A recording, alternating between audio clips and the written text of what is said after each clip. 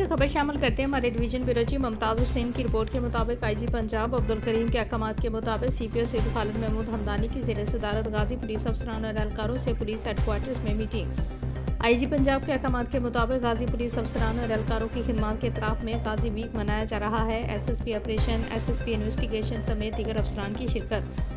गाजियों में बम धमाकों, दहशतगर्दों और ख़तरनाक जराइम पेश अनासर से मुकाबले में जख्मी होने वाले पुलिस अफसरान और जवान शामिल थे। आईजी पंजाब के विजन के मुताबिक CPO ने गाजियों की वेलफेयर के पेश नज़र उनके मसाइल दरियाफ्त किए और हल के लिए मुतल्लिक़ा अफसरान को अहकाम जारी किए।